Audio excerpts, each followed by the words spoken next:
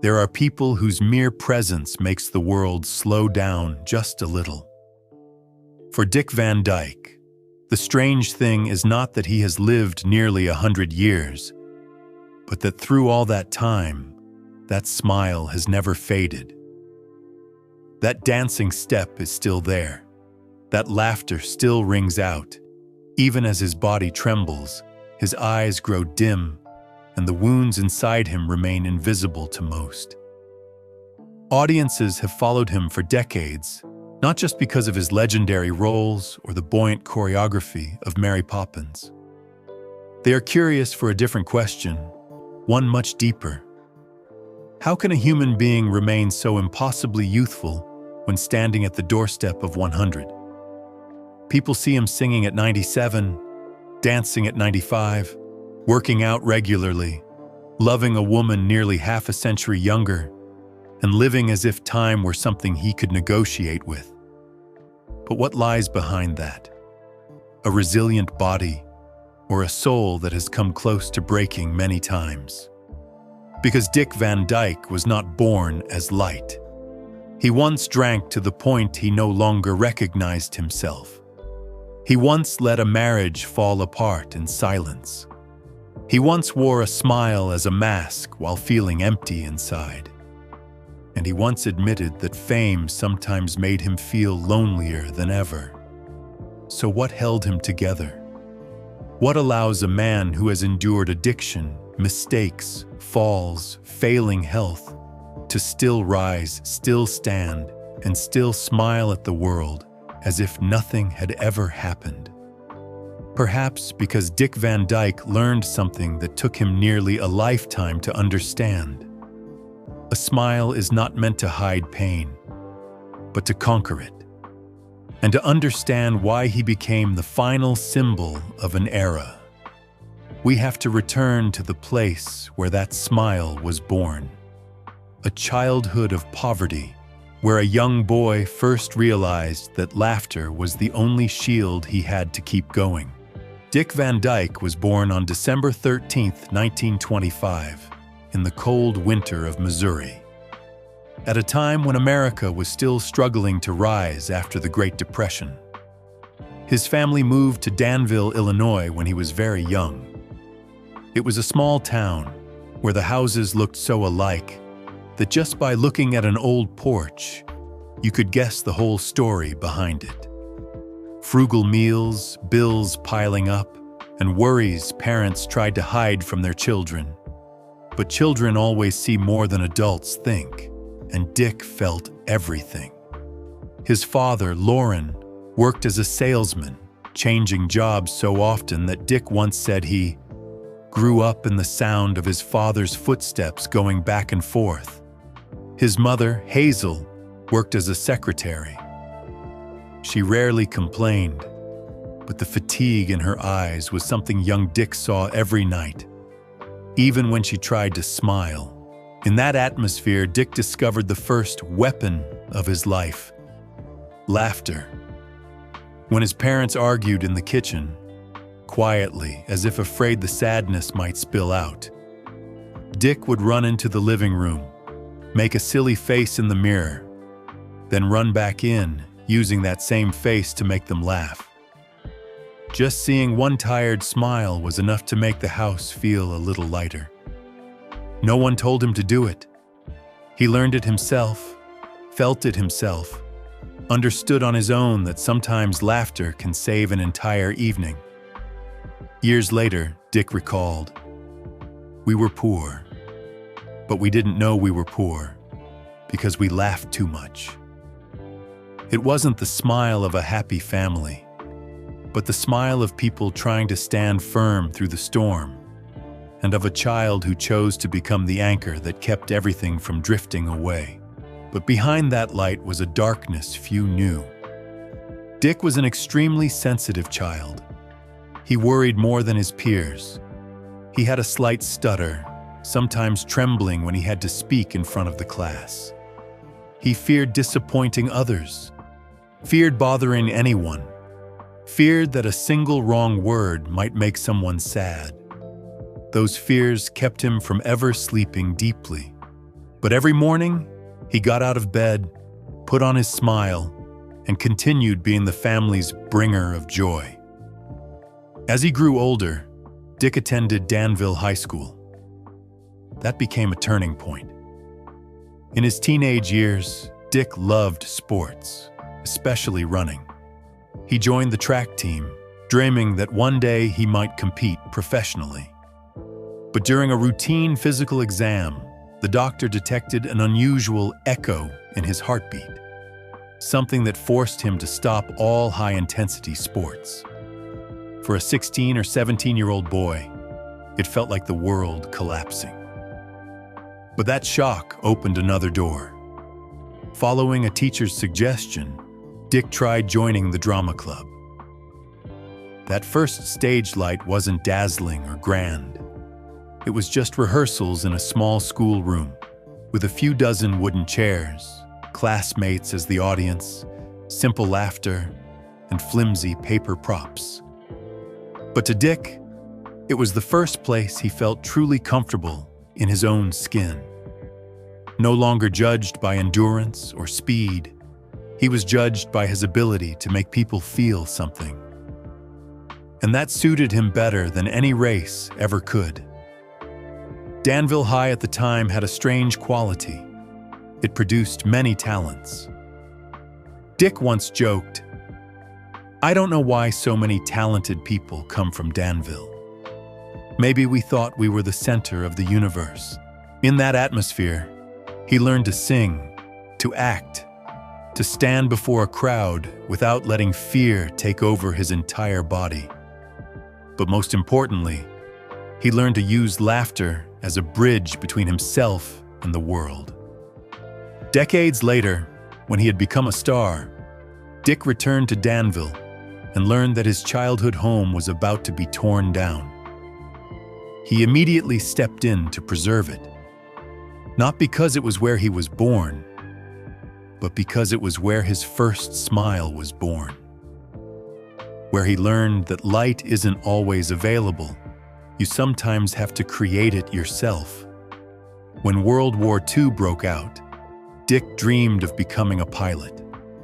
The 18-year-old boy ran to the recruitment office with one final hope of rising above ordinariness. But once again, he was rejected for being underweight. It was an early failure that made Dick wonder, am I always missing something to be enough? That question followed him for many years, slipping even into the triumphs that came later. But it was also the question that pushed him toward another path. The path of using laughter to make life a little easier for others, just as he once did in that small house in Danville. Dick Van Dyke's childhood was not one of miracles. It was the childhood of a sensitive boy who knew fear, but chose to stand on the side of light. And that choice became the foundation for the 70-year journey that followed.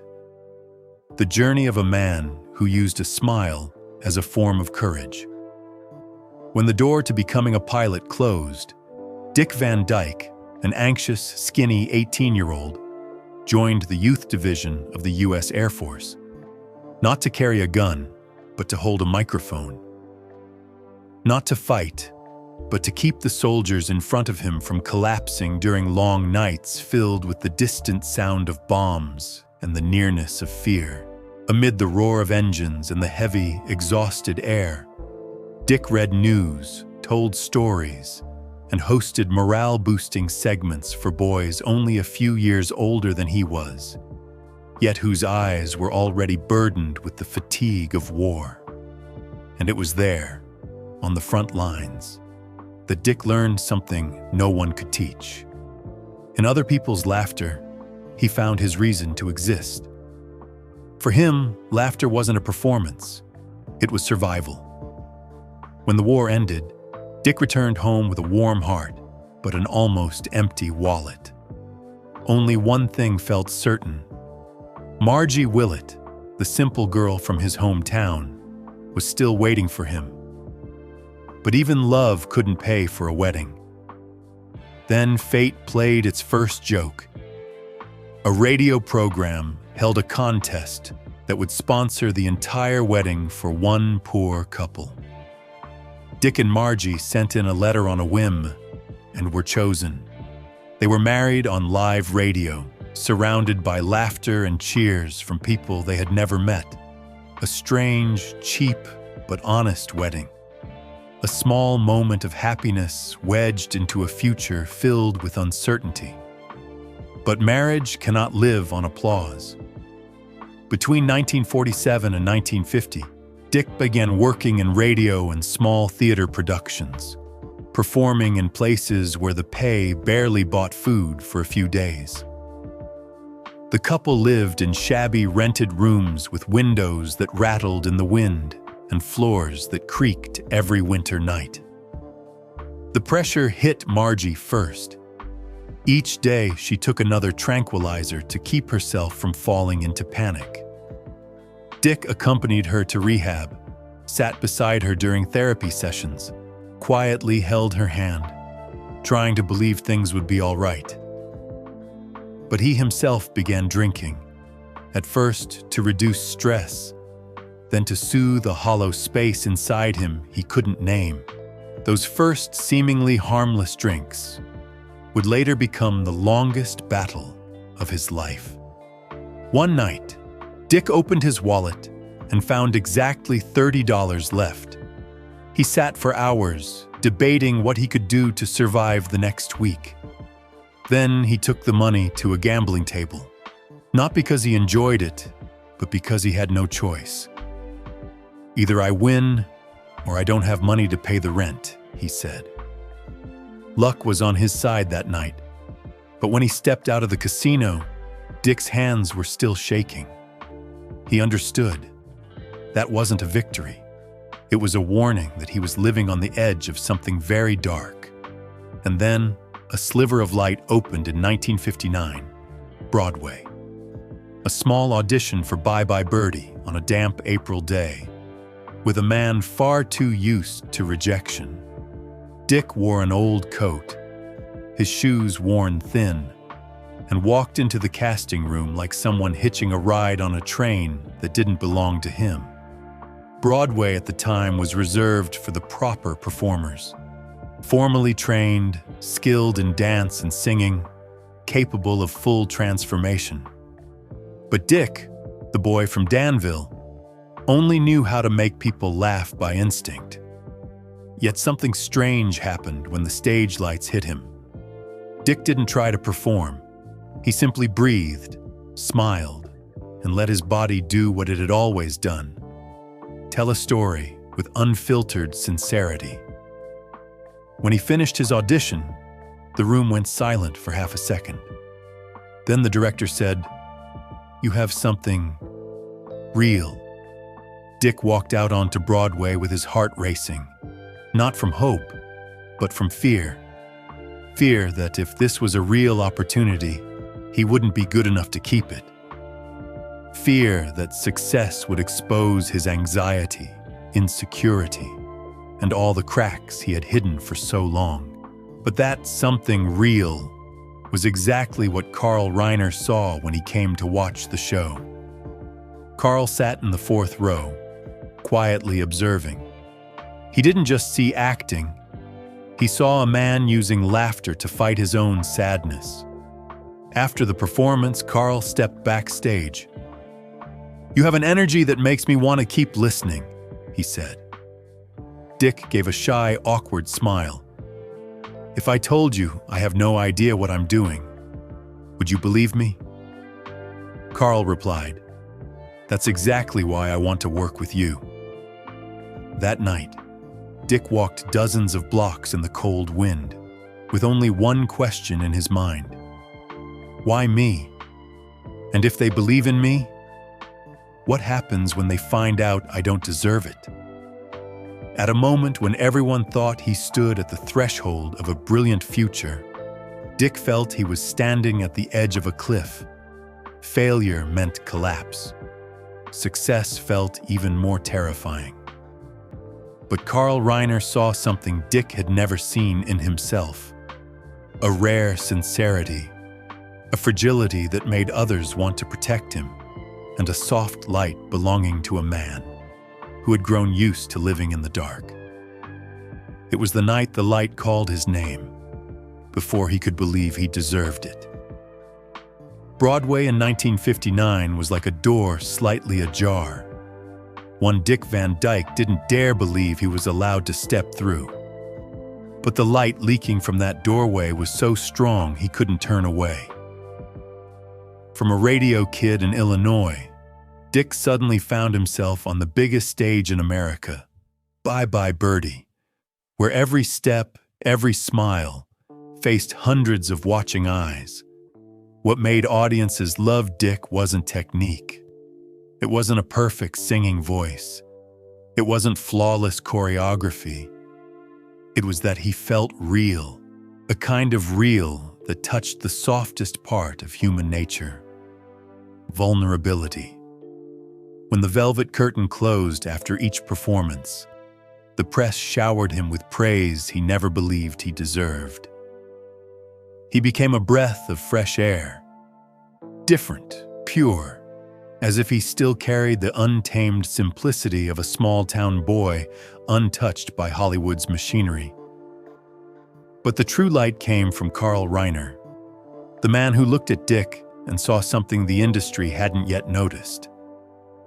A soul bright enough to lead an entirely new era of television. Carl Reiner invited Dick to Los Angeles to audition for his new sitcom project. When Dick walked into the room, Carl was already so certain that he said outright, "You don't need to try anything. I wrote this character for you." Dick didn't believe it. He had never believed in himself that much. But Carl saw Dick's sincerity the way you see sunlight slipping through a thin window. Gentle, but enough to brighten an entire room. When the Dick Van Dyke Show premiered in 1961, no one predicted it would become one of the greatest sitcoms of all time. But it did. Audiences loved Rob Petrie, Dick's character, because he wasn't the usual TV hero. He wasn't perfect. He wasn't arrogant. He didn't overact. He was simply a kind man, sometimes clumsy, sometimes confused by life and love, just like them. Dick brought such warmth and authenticity that each episode felt like a slice of real life, where laughter wasn't forced, but came from the small things: a raised eyebrow, a stumble, a slightly awkward line.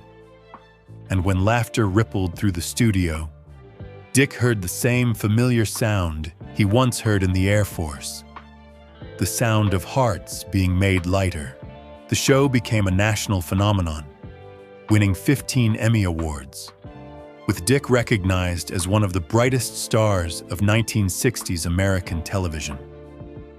He became a household name, the man whose mere appearance on screen created an instant sense of safety. But light doesn't erase darkness.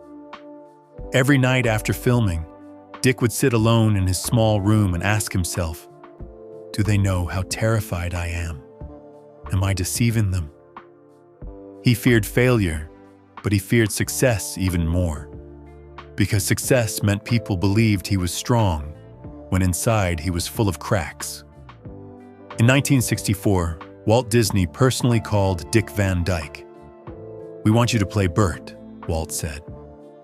Bert, the dusty, kind, warm-hearted friend of Mary Poppins, wasn't perfect, wasn't glamorous, but he was the soul of magic.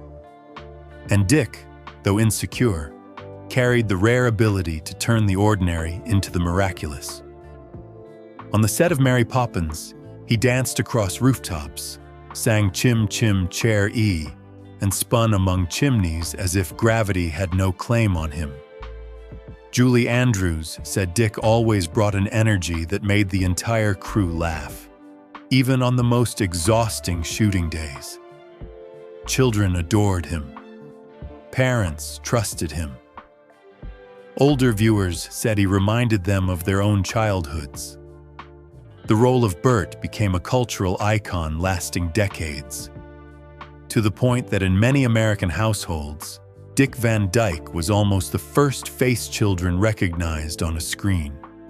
Yes, many critics mocked his Cockney accent as awful, the worst in history. But Dick didn't get angry. He simply laughed. "I'm surprised they let me keep acting." And that self-deprecating humor made audiences love him even more. People didn't love Bert because of a perfect British accent. They loved Bert because of his heart, and that heart belonged to Dick. After Mary Poppins, Dick continued to shine in Chitty Chitty Bang Bang, 1968. Once again, he became a guide into the world of imagination, where cars fly, where children are the center, where adults are allowed to believe in things they've forgotten. These years made Dick the king of musical comedy films.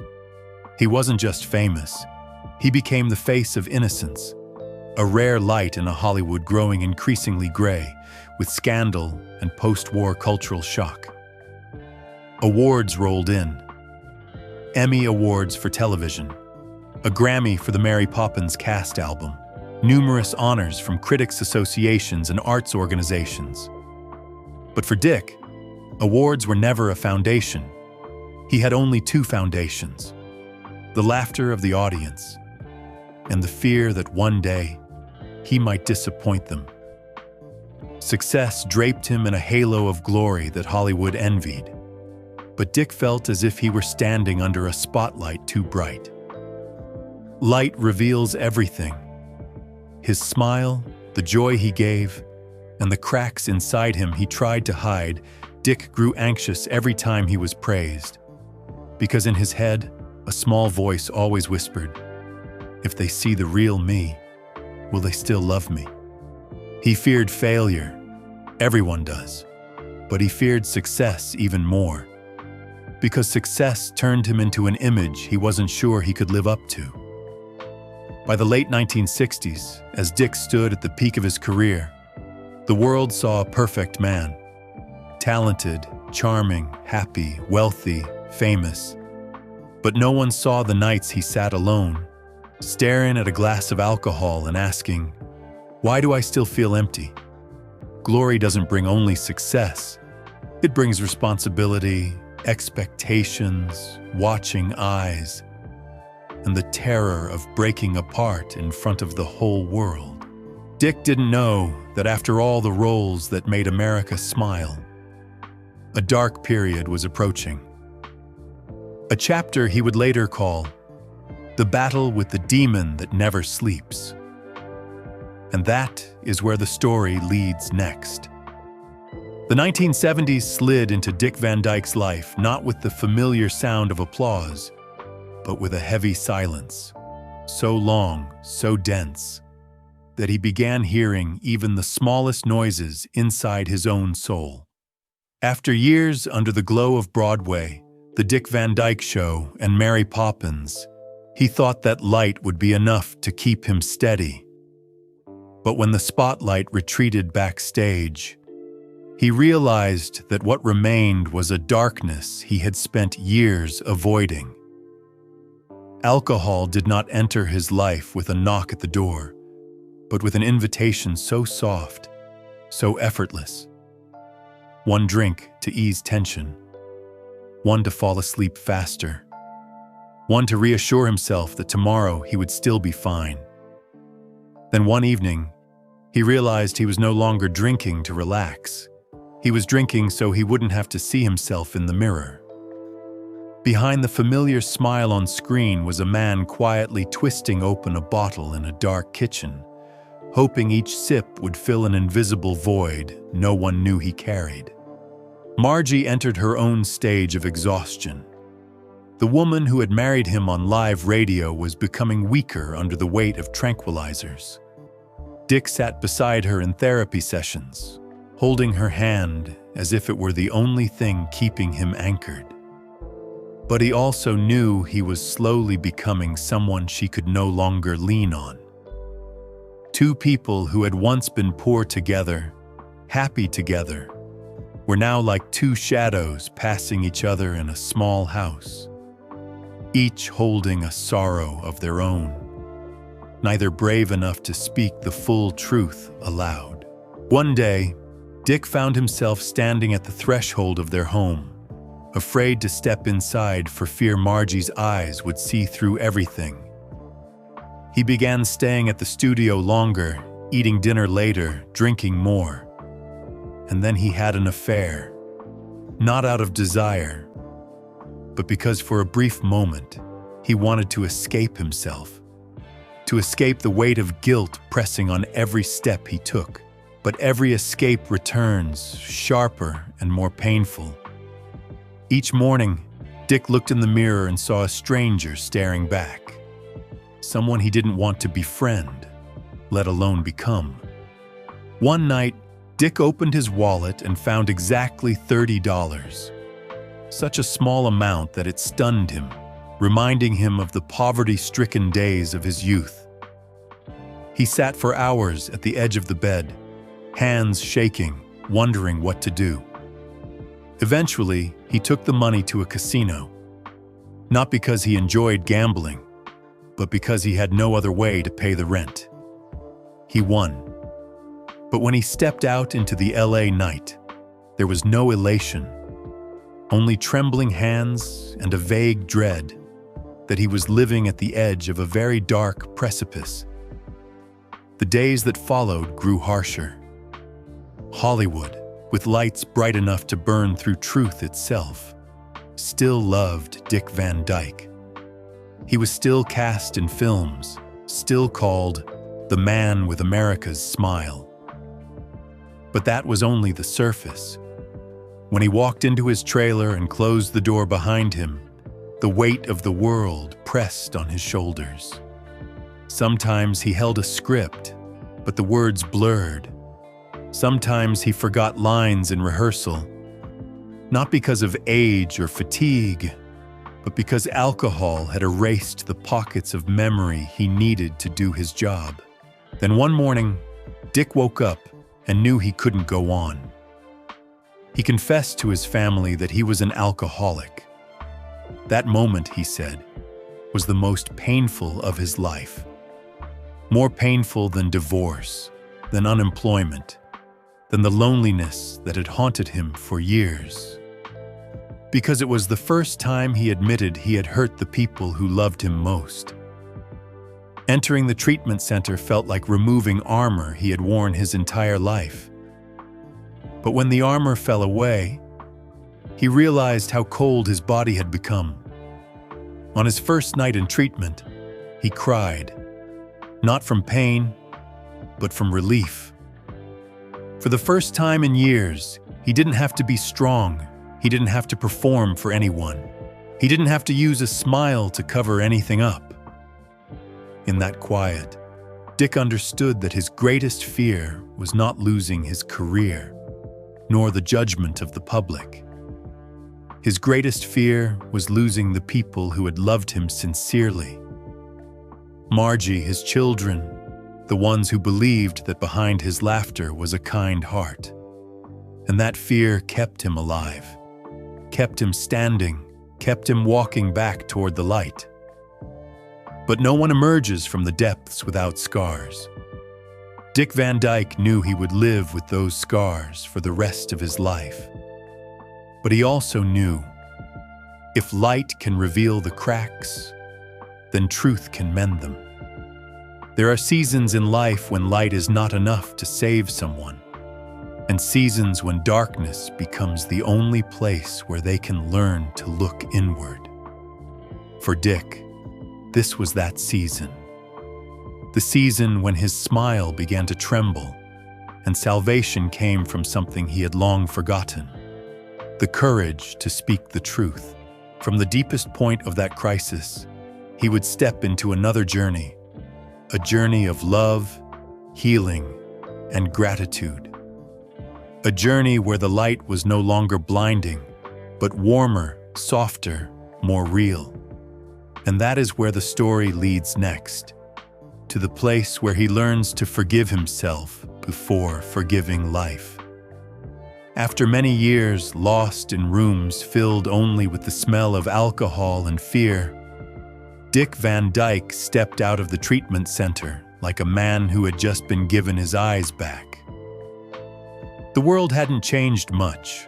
Los Angeles still stretched with its long streets.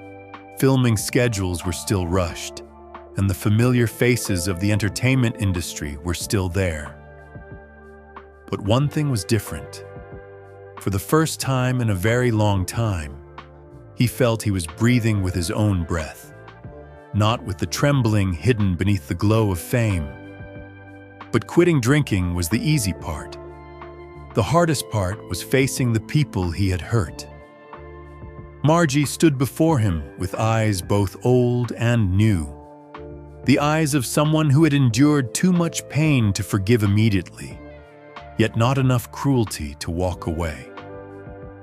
Dick looked at her, and for a moment, he saw again the two young people who once married on live radio with no money, no plan, just a naive faith that love alone would keep them safe through any storm.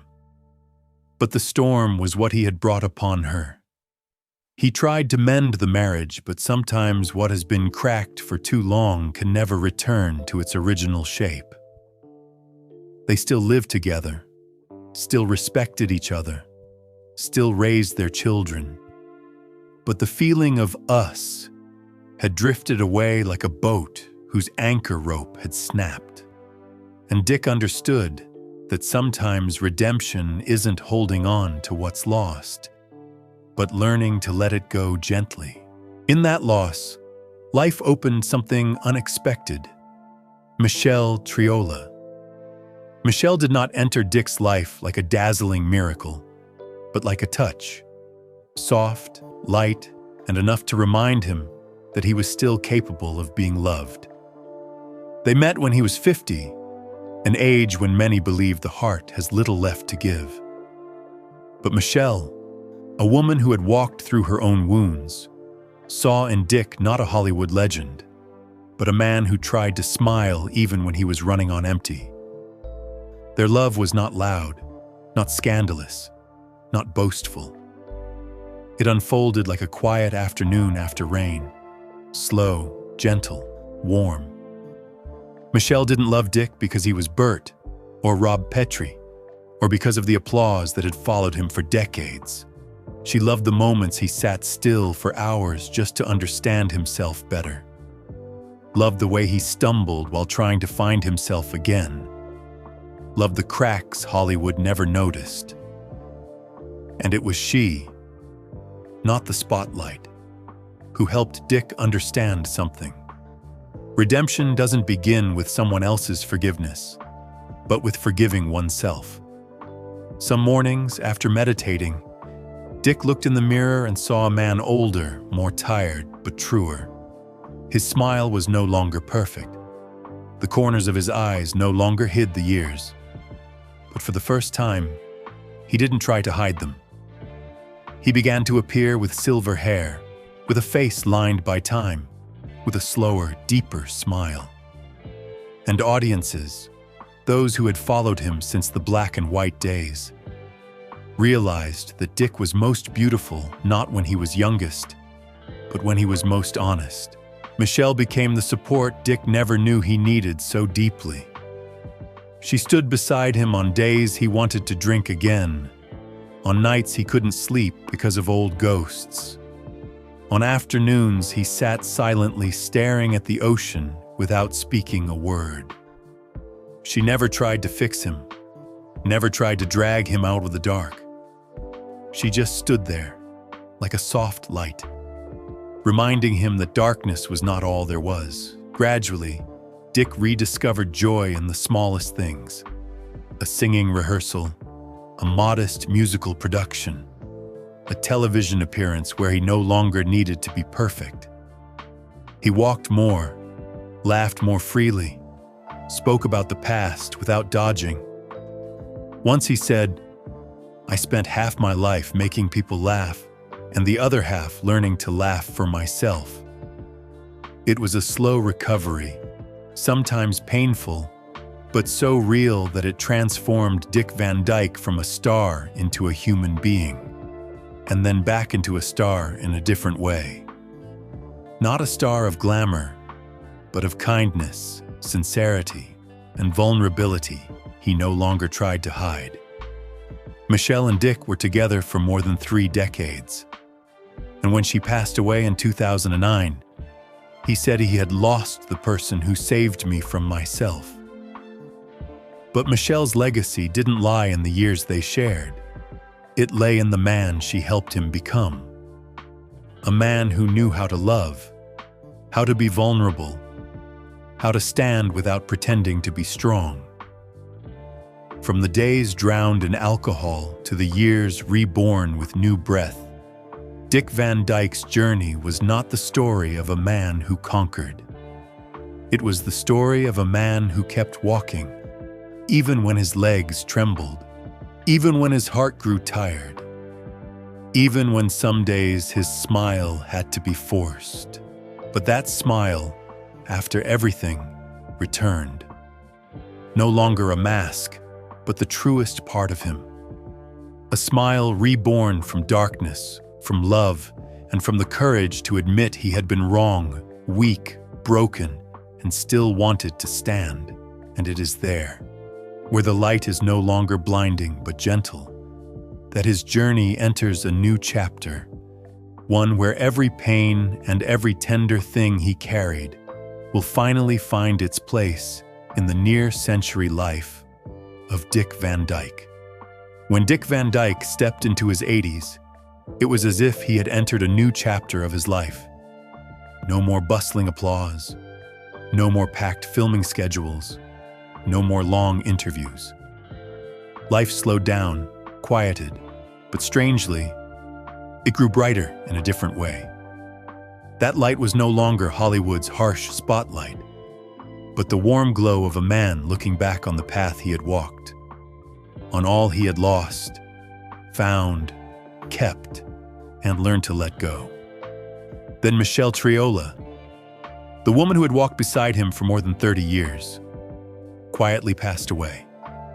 Her death was not loud, just like her presence in his life. Steady, gentle, never demanding anything. As he held her cooling hand, a part of his soul sank with hers. The house felt unnaturally wide after she was gone. Everything familiar echoed louder, emptier. Some mornings, he still instinctively called her name, only to be answered by a silence so heavy it could break an old man's heart. But in that silence, he began to see another kind of light.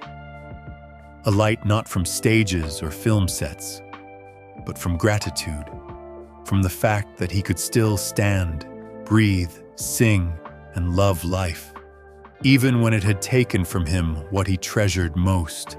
Dick began appearing again, not as a star, but as a storyteller, an almost century-old man standing among his community, singing with other seniors, reading to children, sharing lessons he had spent half a lifetime learning. At an age when many retreat inward, he opened his heart wider than ever. He still danced. At 85, at 90, then 95, each step slower but more beautiful. Beautiful because it was a declaration that time can weaken the body, but it cannot extinguish joy if one chooses to keep it. At 97, he became the oldest person in history to win a daytime Emmy. A record both absurd and adorable, perfectly matching the way he had always lived, refusing to let age put a period at the end of anything. Dick Van Dyke's legacy began to shine clearer than ever, not only in the memory of audiences, not only in black and white and color film frames, but in the numbers that tell the story of nearly a century in the arts. Over 70 years of work, more than 50 films and shows, over 15 Emmy Awards, 1 Grammy, 1 Tony, and countless honorary awards from America's major institutions. But those are only the surface. What people remember most about Dick isn't the golden statues in his cabinet. It's the sense of safety when they saw him smile. It's the innocence he brought to the screen. It's the joy, real, untainted, untouched by time. And then, as he approached the age only few humans ever reach, 100, Dick Van Dyke astonished the world once more. Not with a role, but with a book. 100 Rules for Living to 100. An Optimist's Guide to a Happy Life. A book distilled from a lifetime of living, stumbling, rising, and smiling with all the kindness life had given him. Not only that, the city of Malibu, where he spent most of his adult life, organized a nearly 3-week celebration called Vandy Days to honor his centennial. A city, a community, a generation of viewers all stopped to say thank you to the man who had given them laughter for more than half a century.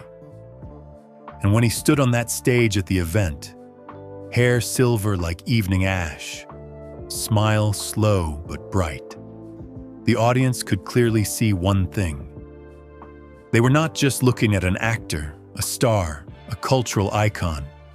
They were looking at a man who had lived fully, through light, through darkness, through mistakes, through love, through resilience, through everything that makes a human being real.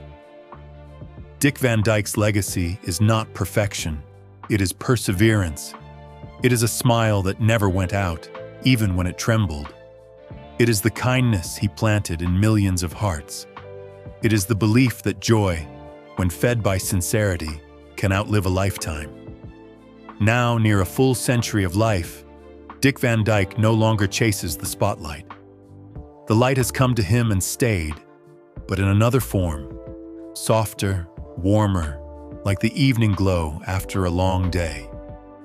And in that gentle dusk, people can finally see his true legacy, an icon untouched by time, a smile that spanned generations, a resilient heart standing whole in the middle of great winds. After nearly a century of living between light and darkness, Dick Van Dyke stands at 100 as a curious proof of something time is sometimes unable to do. Dim the joy of a man born to spread it. From the poor days in Danville to those nights waiting in the wings of Broadway, from the dazzling heights of Hollywood to the silent rooms where he had to face his own fears and wounds. The journey has always returned to one point.